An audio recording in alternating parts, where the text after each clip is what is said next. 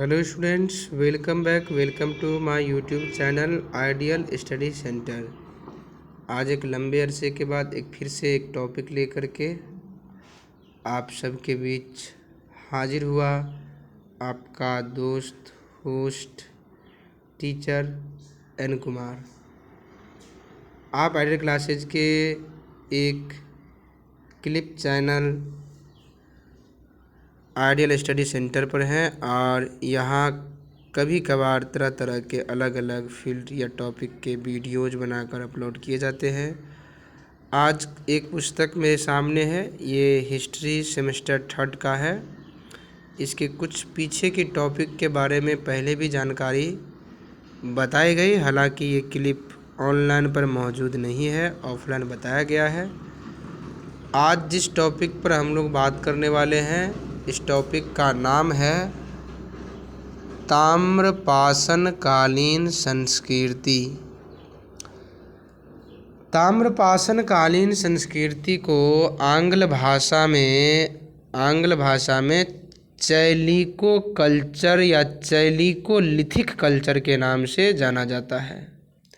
इसका मतलब यदि ऑब्जेक्टिव में चैलिकोलिथिक कल्चर किस काल की संस्कृति है, क्वेश्चन हो तो इसका आंसर होगा ताम्रपाषाण कालीन संस्कृति। शब्द थोड़ा अतरंगा है तो याद करने में दिक्कत हो सकती है, इसलिए शब्द को मैं फिर से रिपीट कर दे रहा हूँ। चैलिकोलिथिक कल्चर। अतः ताम्र एवं पाषाण का एक साथ प्रयोग करने वाली संस्कृति को ही ताम्रपाषाण संस्कृति कहा गया।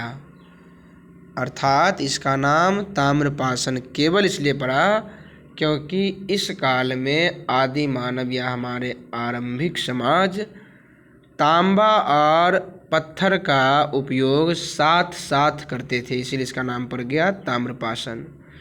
नवयुग का अंत होते होते धातुओं का प्रयोग शुरू हो गया। पत्थर के साथ साथ धातु के रूप में तांबे के उपकरणों का उपयोग होने लगा था। तो ताम्रपाषाण काल कब आया? तो नवपाषाण काल के बाद।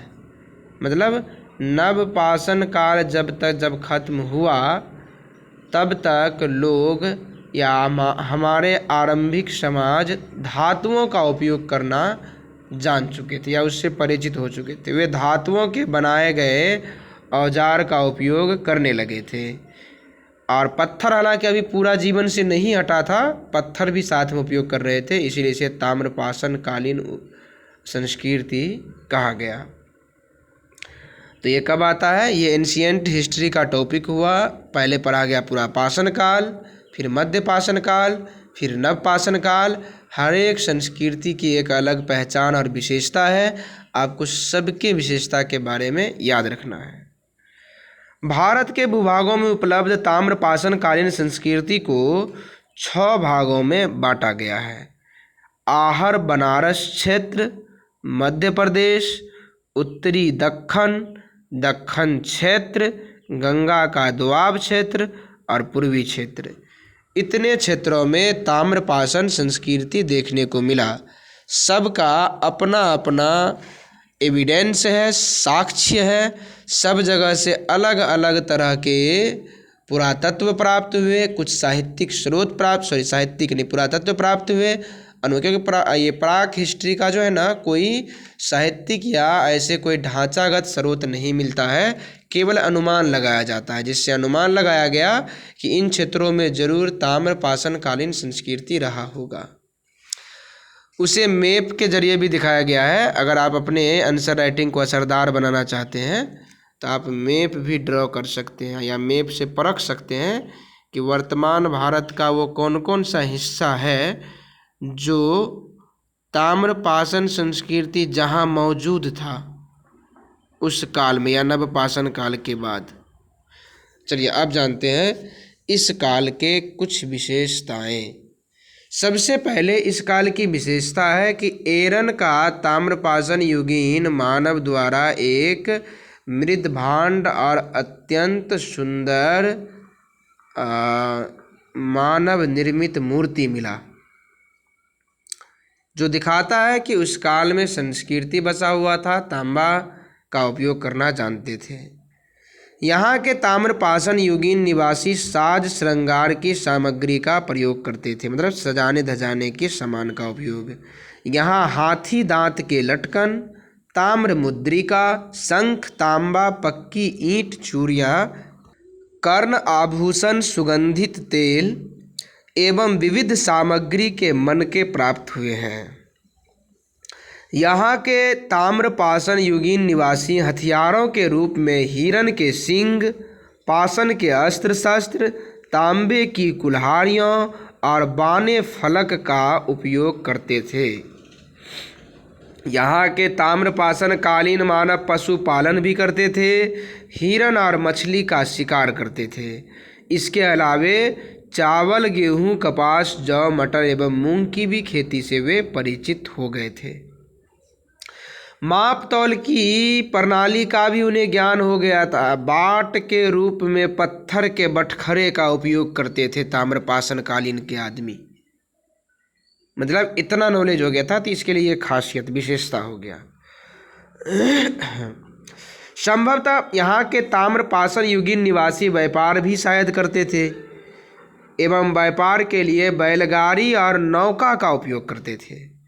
यहाँ के ताम्रपाषाण युगीन निवासियों का रुझान धर्म के प्रति भी था, क्योंकि वे बैल, वृक्ष, मातृदेवी, अग्नि पूजा, उपासना ये सब करते थे। इनके साक्ष्य भी प्राप्त हुए हैं थोड़े से। एरन का जो वो मानव का मूर्ति मिला ताम्रपाषाण युगीन निवासी, वो उनके बारे में मिट्टी के घर, बांस, घास व पत्तों का उपयोग करके मिट्टी के बने हुए घर के भी कुछ साक्ष्य मिले हैं। अपने फर्श को मजबूत बनाने के लिए और सीलन से बचाने के लिए उसमें हड्डी व लकड़ी के कोयले का भी उपयोग किया जाता था। इस तरह से हम ये ताम्रपाषाण युगीन संस्कृति और उसकी विशेषता के बारे में कुछ जानकारी को अध्ययन कर पा रहे हैं।